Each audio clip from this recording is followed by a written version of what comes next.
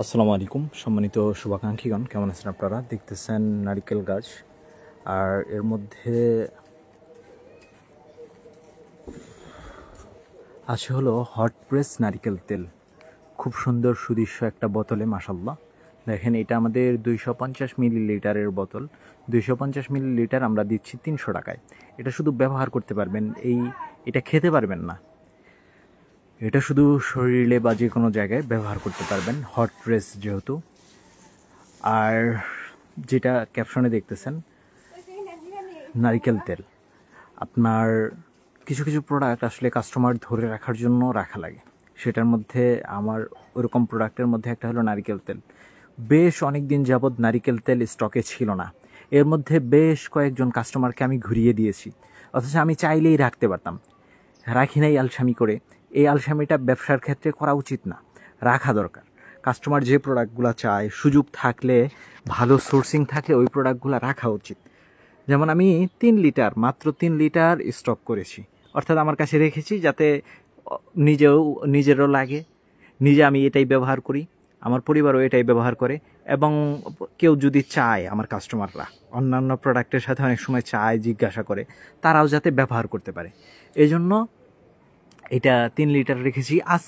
আজকেই আমার সম্মানিত এক রিসেলার 2 লিটার কনফার্ম করে দিয়েছে, অথচ আমি স্টক করেছি 2-3 দিন আগে। এর আগে এক হাফ লিটারের কাস্টমারকে ফিরিয়ে দিয়েছি, এর আগেও রিসেন্টলি হাফ লিটারের কাস্টমারকে ফিরিয়ে দিয়েছি, বেশ কয়েকজন কাস্টমারকে ফিরিয়ে দিয়েছি।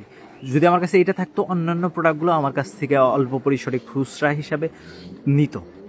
তো এই জিনিসগুলো খেয়াল রাখা দরকার। আমরা যে প্রোডাক্ট নিয়ে কাজ করি না কেন, ওই প্রোডাক্টের সর্বোচ্চ কোয়ালিটি কন্ট্রোলের সাথে সাথে কাস্টমারের যে চাহিদা, সেই অনুযায়ী কিছু প্রোডাক্ট অল্প হইলেও অ্যাড করা, অল্প হইলেও রাখা।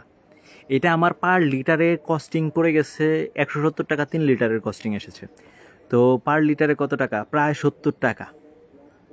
কিন্তু তারপরে আমি এটা রেখেছি, এবং প্রফিট অল্প হোক, আমার কাস্টমারকে যে আমি দিতে পারছি, তাকে যে ফিরিয়ে দিতে হচ্ছে না, এটা কিন্তু একটা বড় প্রাপ্তি।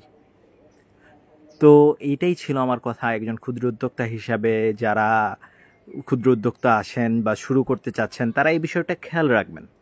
তবে আবার এমন করা যাবে না যে অনেক টাকা আটকে রেখে এবং প্রোডাক্ট দীর্ঘস্থায়ী হইল না, প্রোডাক্ট রাখলে নষ্ট হয়ে যায়, এরকম প্রোডাক্ট আবার স্টক করা যাবে না।